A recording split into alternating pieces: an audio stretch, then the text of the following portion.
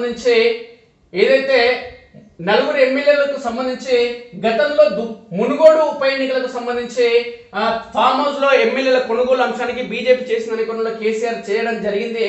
అయితే ట్యాపింగ్ అంశం ద్వారానే ట్యాపింగ్ తోనే పసిగట్టి స్టింగ్ ఆపరేషన్ చేయడం జరిగింది. అంటే ప్రతిపక్ష పార్టీలకు సంబంధించిన ఎమ్మెల్యేల ఫోన్లను ట్యాప్ చేయడంతో పాటు సొంత పార్టీ ఎమ్మెల్యేల ఫోన్లను కూడా ట్యాప్ చేయడం జరిగింది అనడానికి ఈ నలుగురు ఫామ్ హౌస్ ఎమ్మెల్యేల అంశమే అందుకు ఉదాహరణ. ఇందులో గొప్ప గొప్ప నాయకులందరూ కూడా ఎవరైతే ఫోన్ ట్యాపింగ్ పాల్పడడం జరిగింది అంటే ఫామ్ హౌస్ కి ఎవరెవరైతే వెళ్ళడం జరిగిందో రాజనీతిజ్ఞులు గొప్ప గొప్ప నాయకులు వీళ్ళందరూ తుక్కుగా 2023 అసెంబ్లీలో ఓడిపోవడం జరిగింది. వీళ్ళందరూ గొప్ప గొప్ప మాట్లాడారు. మేము టీఆర్ఎస్ పార్టీని వీడేది లేదు, దేశ చరిత్రలో కేసీఆర్ రాజకీయం అనేది అదిరిపోతుంది, ప్రధాని నరేంద్ర మోడీ బీజేపీ ప్రభుత్వాన్ని కేంద్రంలో గద్దె దించే దమ్ము కేవలం కేసీఆర్కే ఉంది. ఆనాడు సీమాంధ్రుడు తెలంగాణ నుంచి తరిమిండు కేసీఆర్, ఇక నరేంద్ర మోడీని కూడా తరుముతున్న కోణంలో పెద్ద పెద్ద మాటలు పెద్ద పెద్ద గప్పాలు కొట్టిర్రు ఈ నలుగురు ఎమ్మెల్యేలు. వీళ్ళ మాటలు చేష్టలను తెలంగాణ సమాజం అంతా గమనించింది.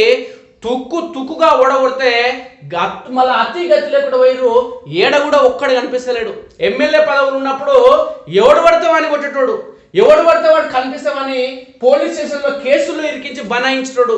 కులం పేరు చెప్పి, మతం పేరు చెప్పి, ప్రాంతం పేరు చెప్పి అధికార దుర్వినియోగానికి పాల్పడినటువంటి ఈ నలుగురు ఎమ్మెల్యేలు మళ్ళా కనిపిస్తలేరు మిత్రులారా. మళ్ళా నియోజకవర్గాలకు వచ్చిన పట్టించుకునే నాతుడు లేడు వీళ్ళని. ఎందుకంటే అధికారం ఉన్నప్పుడు విర్రవీగితే అధికారం పోయిన తర్వాత ఈడ్చి తంతరు ప్రజలు. కాబట్టి ఇది ప్రజాస్వామ్యంలో భారత రాజ్యాంగ నిర్మాత డాక్టర్ బిఆర్ అంబేద్కర్ అన్ని వర్గాల ప్రజలకు ఒకే ఒక్క ఓటు ఇచ్చిండు. వాడు కోటీశ్వరుడు కానీ కడు పేద కానీ. కాబట్టి ప్రతి ఒక్క భారతీయుడు కూడా ఈ భారతదేశంలో సమానమే. ఎమ్మెల్యేలు అయినమని చెప్పి మేము ఏదో కొమ్ములు వచ్చినామని విర్రవీగితే కొమ్ములు ఊసిపోయిన తర్వాత, నీ పదవి ఊసిపోయిన తర్వాత నీ కొమ్ములను తెలంగాణ సమాజం కానీ దేశంలో ప్రజలందరూ ఓటర్లు ఎవరైనా కానీ ఇట్లా విరిచేసి ఈడ్చి ఎన్ను మీద తంతే ఏడవైపు పడతారో తెలియదు. ఇప్పుడు వీళ్ళందరూ ఏడవైపు పడరో తెలియదు. మళ్ళీ కంటికి కనిపిస్తే ఒట్టు ఒక్కొక్కడ ఎట్లా మాట్లాడారంటే కాంగ్రెస్ పార్టీ ఎమ్మెల్యేలను కొట్టిండ్రు. వాడు చెంపకేసి ఒకడు ఎస్పీలు వస్తే వాళ్ళని ఇష్టాతీరుగా మాట్లాడాడు. ఇప్పుడు మాట్లాడమను గుంజుకపోయి జైలు వేస్తే హోంగార్డు కూడా నిన్ను పట్టి తంతాడు. కాబట్టి అధికారం ఉన్నప్పుడు నీ బల్పు చేష్టలు పనికిరావు. ఉద్యమకారులను పట్టించుకోలేదు ఈ దొంగలు. ఒక్కడు కూడా ఇట్లా సుఖమైన దొంగలేదు. నలుగురు ఎమ్మెల్యేల ఉద్యమకారులను పట్టించుకోలేదు ఈ దొంగలు. టీఆర్ఎస్ పార్టీ కోసం పనిచేసిన వాళ్ళని పట్టించుకోలేదు ఈ దొంగలు. మధ్యలో వచ్చిన దొంగలకు పదవులు, సర్పంచులు వాళ్ళే, వార్డు మెంబర్లు వాళ్ళే, మార్కెట్ చైర్మన్ వాళ్ళే, ఇంకా జడ్పీ చైర్మన్ వాళ్ళు, ఎవడెవడో ఎక్కడెక్కడనో ఈ దొంగలకు తోడు తోడైతే వాళ్ళు మీలాంటి దొంగలు, గజ దొంగలు. కాబట్టి మీ పార్టీ అధికారం పోయిన తర్వాత వాళ్ళందరూ పోయి మళ్ళీ అధికార పార్టీలో జాయిన్ అయ్యారు. మీరు కూడా పోయటంలే, కానీ మిమ్మల్ని జాయిన్ చేసుకోడు ఎవడు. మీ వ్యవహారం అట్లుంటుంది. పక్క పార్టీ కూడా మిమ్మల్ని జాయిన్ చేసుకో. మీ ముఖం చూస్తే మీ ముఖాలు అట్లుంటాయి. దీనికి సంబంధించిన వార్త ఒకసారి మనం గమనిస్తే, ట్యాపింగ్ తో పసిగట్టి స్టింగ్ ఆపరేషన్ మళ్లీ తెరపైకి. ఫామ్ హౌస్ లో ఎమ్మెల్యేల కొనుగోలు కుట్ర కేసు, ప్రత్యేక విమానంలో దర్యాప్తు అధికారుల ప్రయాణాలు, అదనపు డీజీపీ స్టీఫెన్ రవీంద్రపై సీఎం రేవంత్ కు డీఎస్పీ ఫిర్యాదు, వారం రోజుల పోలీస్ కస్టడీకి రాధాకిషన్ రావు.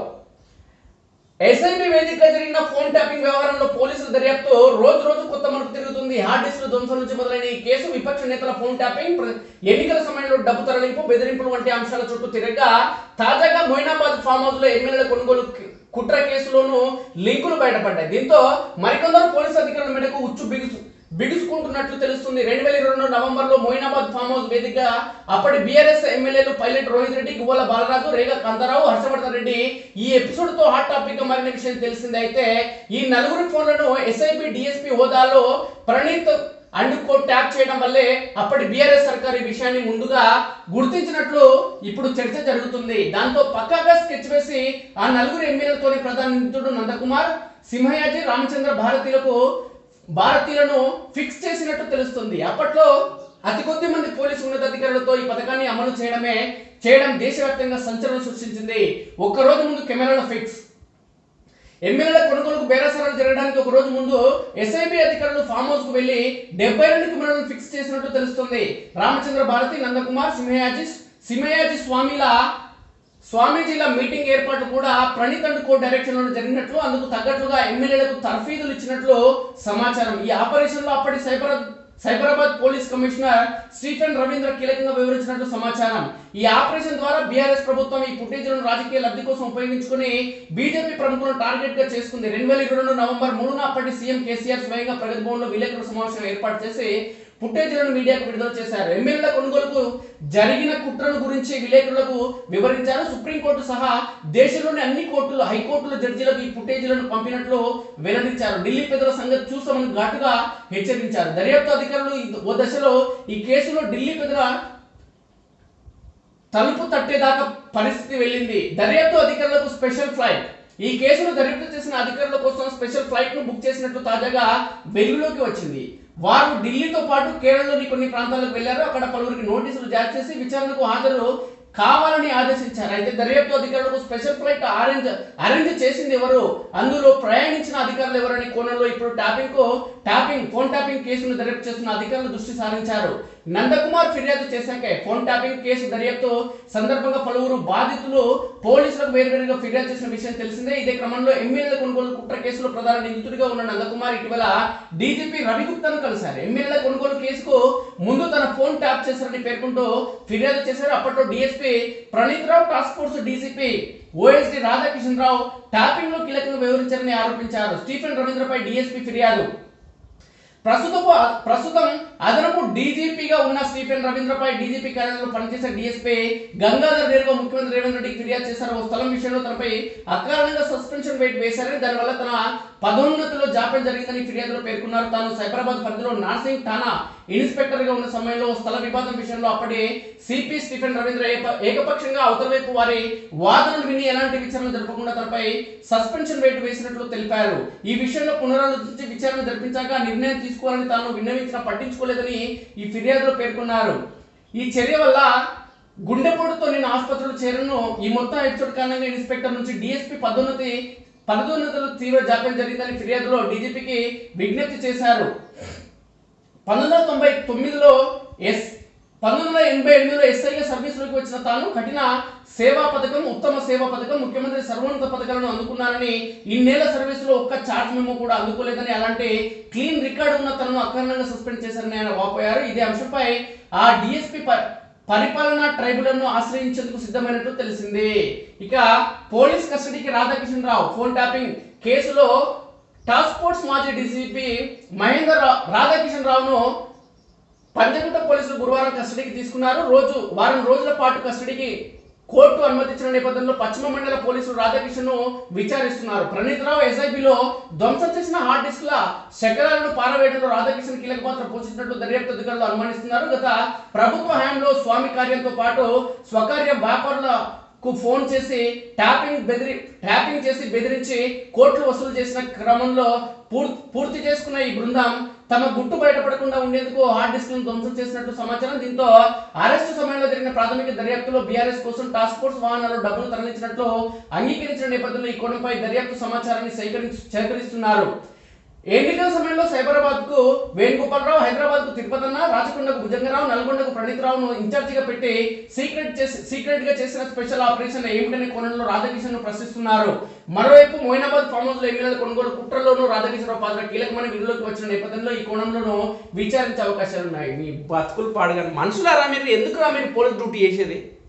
మీకన్నా డ్రగ్స్ దందా చేస్తాడు, డ్రగ్స్ దందా లేదంటే కొకైన్ దందా చేసేవాళ్ళు నయంరా. ఎందుకంటే వాళ్ళు మొత్తం వాళ్ళు తప్పుదారిలో వెళ్తున్నారు కాబట్టి, చట్టానికి వ్యతిరేకంగా కార్యక్రమాలు పాల్పడుతున్నారు కాబట్టి వాళ్ళ మీద దృష్టి ఉంటుంది, చట్టానికి దొరికిపోతారు. కానీ చట్టాన్ని రక్షించాల్సిన మీరే ఇలాంటి చట్ట వ్యతిరేక కార్యక్రమాలు భారత రాజ్యాంగానికి తూట్లు పొడిచేలా, ప్రజాస్వామ్యాన్ని కూని చేసేలా వ్యవహరిస్తే ఇంకా మిమ్మల్ని ఏమనాలరా మనుషులారా? మీరు ఉన్నతమైన పోస్టులు మళ్ళీ ఈ దొంగలకి. అసలు రిటైర్డ్ ఎందుకైతాడు? వాని వయసు, వాని ఎవరైతే డ్యూటీ అయిపోయింది వానికి చేత కాదు, ఇంకా వాడు రెస్ట్ తీసుకోవాలని రిటైర్డ్ ఇస్తుంది ప్రభుత్వం లేదంటే చట్టాలు. కానీ ఆ రిటైర్డ్ అయిన దొంగలను తీసుకొచ్చి కేసీఆర్ అనే గజ దొంగ ఇలాంటి పనులు చేయించండి. ఎందుకంటే వాళ్ళు చెప్తే వింటారు కదా. మళ్ళీ ఇంటెలిజెన్స్ అంట, వాడి మైండే పని చేయదు, వాడు రిటైర్మెంట్ దగ్గర వచ్చాడు, వాడి ఇంటెలిజెన్స్ అంట. వీడు గజ దొంగ కేసీఆర్ గాడు. ఈ గజ దొంగ గాడి ఈ తెలంగాణ సమాజాన్ని మొత్తానికి మొత్తం కూని చేసిండు, రాజకీయాలని కూని చేసిండు, ప్రజాస్వామ్యాన్ని కూని చేసిండు, ప్రతిపక్షాలు లేకుండా చేసిండు, ఓట్లేసి గెలిపించిన ప్రజల ఆశయాలను నాశనం చేసిండు. తెలంగాణ రాష్ట్రం కోసం వందలాది మంది తెలంగాణ బిడ్డలు ఆత్మ బలిదానం చేసుకుంటే వాళ్ళ ఆశయాలన్నీ నాశనం చేసిండు కేసీఆర్. ఇచ్చిన హామీలని కూని చేసిండు కేసీఆర్, ఒక్కటి నెరవేర్చకుండా. ఇన్ని చేసిన కేసీఆర్ ఫోన్ ట్యాపింగ్ చేయలేదా? నువ్వు ముఖ్యమంత్రి, నువ్వు తెలియకుండా ఫోన్ ట్యాపింగ్ అయినా తెలంగాణ రాష్ట్రంలో పెద్ద గజ దొంగ కేసీఆరే. ఈ ఫోన్ ట్యాపింగ్ కానీ ఫామ్ హౌస్ ఎమ్మెల్యేలు కానీ మొత్తానికి మొత్తం గజ దొంగ కేసీఆరే. తీసుకుపోయి ఆల్రెడీ కేసీఆర్ బిడ్డ జైలుకు పోయింది, ఇప్పుడు పోవాల్సింది కేటీఆర్ పోవాలి. ఎందుకంటే ఒకరిద్దరు లంగలను ఫోన్ ట్యాప్ చేసిన తప్పేముందన్నాడు కేటీఆర్, కాబట్టి కేటీఆర్ పోవాలి జైలుకి, కేసీఆర్ పోవాలి. సొక్కమైన పిల్లాడంట ఈయన గురించి, నా గురించి, నా కుటుంబం గురించి మాట్లాడితే నేను నోటీసులు ఇస్తా. ఏం నోటీస్ ఇస్తారా భయ్? చేసిందే నువ్వు దొంగ పని, మళ్ళీ నోటీసులు ఇస్తావు, బుకాయిస్తున్నావు గజ దొంగ. అందరినీ జైల్లో పెట్టాలి కేసీఆర్ కుటుంబం, అప్పుడే తెలంగాణకి పట్టిన శని వదులుతుంది.